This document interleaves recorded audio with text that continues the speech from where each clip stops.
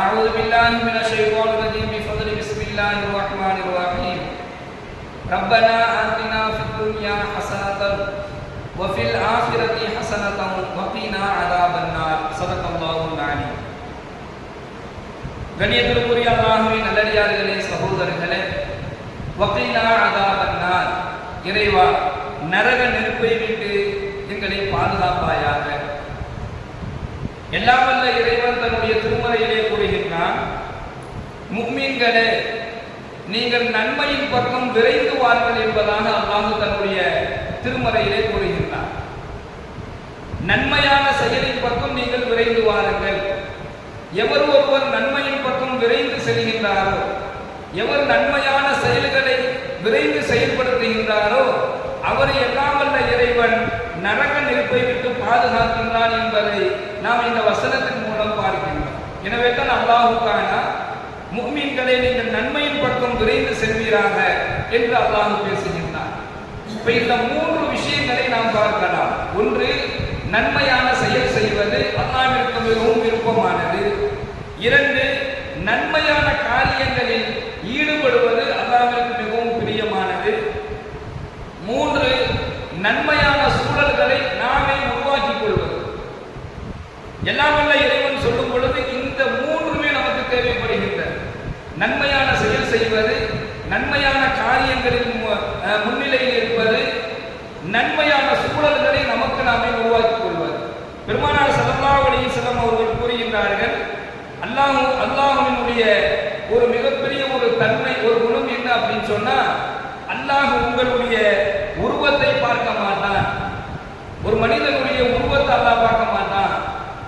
அந்த மனிதன் அணியக்கூடிய ஆடையை அல்லாஹ் பார்க்க மாட்டான். மாறாக உங்களுடைய செயல்களை மட்டுமே அல்லாஹ் பார்ப்பான் என்பதாக நபிகள் நாயகம் ஸல்லல்லாஹு அலைஹி வஸல்லம் அவர்கள் கூறி காட்டுகின்றார்கள். நாளை மறுமையில அல்லாஹ்விடம் எவருடைய செயல் நன்மையானதாக எடுத்து காட்டப்படுமோ, யாருடைய செயல்கள் நன்மையானதாக அல்லாஹ்விடத்தில் எடுத்து காட்டப்படுமோ அவரே நரக நெருப்பை விட்டு பாதுகாப்பு பெறுவார் என்பதை நபிகள் நாயகம் ஸல்லல்லாஹு அலைஹி வஸல்லம் அவர்கள் சொல்லி காண்பிக்கின்றார்கள். அப்ப நன்மையான செயலை அல்லாஹ் நம்மிடத்தில் எதிர்பார்க்கிறான். நன்மையான செயல்களை எந்த மனிதர் அதிகமாக செய்கின்றாரோ அவருக்கு நாளை மறுமையில இவருடைய செயலுடைய பதிவேடுகளை எடுத்து பார்க்கும் பொழுது நன்மையான செயல்கள் அதிகமாக இருந்துச்சு அப்படின்னு சொன்னா எல்லாம் உள்ள இறைவன் அவரை நரகத்திலிருந்து பாதுகாக்கின்றான். உயர்ந்த சொர்க்கத்தை அல்லாஹ் வழங்குவான் என்பதை பெருமானார் ஸல்லல்லாஹு அலைஹி வஸல்லம் அவர்கள் சொல்லி காண்பிக்கின்றார்கள். இரண்டாவது, நன்மையான காரியங்களில் நாம் ஈடுபடுவது. அதை பற்றி சொல்லும் பொழுது ஒரு நன்மையான காரியம் நடக்கும் பொழுது நாம் அதில் முன்னிலையாக நின்று கொள்வது ஒன்று. இரண்டாவது, அந்த நன்மையான காரியங்கள் நடைபெறுவதற்காக வேண்டி நம்மால் முடிந்த உதவிகளை நாம் செய்வது. ஒரு நல்ல காரியம் நடக்குது, ஒரு நன்மையான காரியங்கள் நடந்துகிட்டு இருக்குன்னு சொன்னா ஒன்று நாம முன்னிலை நினைக்கணும். இல்லை அப்படின்னு சொன்னா அந்த காரியங்கள் சிறப்பாக நடந்து முடிப்பதற்காக வேண்டி நாம உதவி செய்வது, உடலாலோ பொருளாலோ உதவி செய்வது, இதெல்லாம் நன்மையான காரியங்களில் கட்டுப்பட்டது. அதை பற்றி இன்னும் நபிகள் நாயகம் ஸல்லல்லாஹு அலைஹி வஸல்லம் சொல்லும் பொழுது சொல்லி காட்டுகின்றார்கள், நன்மையான காரியங்களில் எதெல்லாம் அடங்கும் அப்படின்னு சொன்னா ஒரு ஏழையுடைய நிலையை அறிந்து அவருக்கு உதவி செய்வது நன்மையான காரியங்களில் மிகவும் முக்கியமானது என்பதை பெருமானார் ஸல்லல்லாஹு அலைஹி வஸல்லம் சொல்லி காண்பிக்கின்றார்கள். ஒரு ஏழையினுடைய நிலையை அறிந்து அவருக்கு யார் உதவி செய்கிறாரோ, உடலாலோ பொருளாலோ அல்லது அவருக்கு ஆடையாலோ அல்லது உணவு ரீதியாகவோ அல்லது அவருக்கு ஏதோ ஒரு நிலையில ஒரு ஏழையினுடைய உண்மையான நிலையை அறிந்து எவர் உதவி செய்கின்றாரோ அது நன்மையான காரியங்களில் ஆக சிறந்த ஒரு செயல் என்பதை ஸல்லல்லாஹு அலைஹி வஸல்லம் சொல்லி காண்பிக்கின்றார்கள். இரண்டாவது, ஏழை பெண்களுடைய திருமணத்திற்காக வேண்டி உதவுவது. ஒரு ஏழை பெண்ணினுடைய திருமண தேவை, அவங்களுக்கு ஏதோ ஒரு தேவை இருக்குது, அந்த பெண்ணை திருமணம் செய்து கொடுப்பதற்காக வேண்டி அவங்களுக்கு தேவை இருக்குது.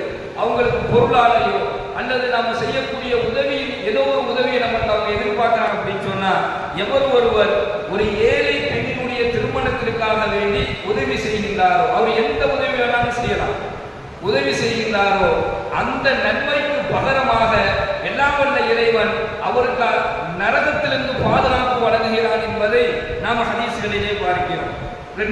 மூணாவது, அநியாயம் செய்யப்பட்ட நிலையில் இருக்கக்கூடிய மனிதனுக்கு உதவி செய்வது. ஒரு ஆள் பாதிக்கப்பட்டிருக்கிறார், யார் மூலமாகவோ பாதிக்கப்பட்டிருக்கிறார், அநியாயமாக பாதிக்கப்பட்டிருக்கிறார். இந்த மாதிரி நிலையில் இருக்கக்கூடிய ஒரு நபருக்கு உதவி செய்வது, அது எந்த உதவியானாலும் இருக்கலாம். அந்த அநியாயத்திற்கு பகரமாக அவருக்கு நியாயம் வாங்கி தரக்கூடிய உதவியா இருக்கலாம்.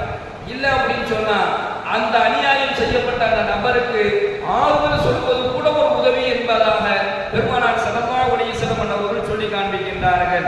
மூணாவது, நன்மையான சூழல்களை நமக்கு நாமே உருவாக்கிக் கொள்ளணும். ஏதாவது ஒரு பாவத்தை செஞ்சுட்டு இன்னைக்கு சூழ்நிலையை காரணமாக காமிப்பது ஒரு நபருக்கு உதவி செய்வது, அது எந்த உதவியானாலும் இருக்கலாம். அந்த அநியாயத்திற்கு பகரமாக அவருக்கு நியாயம் வாங்கி தரக்கூடிய உதவியா இருக்கலாம். இல்லை அப்படின்னு சொன்னா அந்த அநியாயம் செய்யப்பட்ட அந்த நபருக்கு ஆறுதல் சொல்வது கூட ஒரு உதவி என்பதாக பெருமானார் ஸல்லல்லாஹு அலைஹி வஸல்லம் அவர்கள் சொல்லி காண்பிக்கின்றார்கள். மூணாவது, நன்மையான சூழல்களை நமக்கு நாமே உருவாக்கிக் கொள்ளணும். ஏதாவது ஒரு பாவத்தை செஞ்சுட்டு இன்னைக்கு சூழ்நிலையை காரணமாக காமிப்பது ஒரு முஃமினுடைய அடையாளம் அல்ல, அது ஒரு முஸ்லிமுடைய செயலும் அல்ல என்பதாக பெருமானார் ஸல்லல்லாஹு அலைஹி வஸல்லம் சொல்லி காண்பிக்கின்றார்கள். நமக்கு நாமே நன்மையான சூழலை உருவாக்கணும். அதுல முதலிடத்துல யார் இருக்கிறாங்க அப்படின்னு சொன்னா குடும்பம். நம் குடும்பத்தை உருவாக்குவது, நம் குடும்பத்தார்களை நன்மை செய்யக்கூடியவர்களாக உருவாக்கணும். நம் குடும்பத்தினுடைய சூழல்களையும் நன்மையான ஒரு சூழல்களை குடும்பத்தார்கள் முதல்ல நம்ம உருவாக்கி விட்டுறோம்.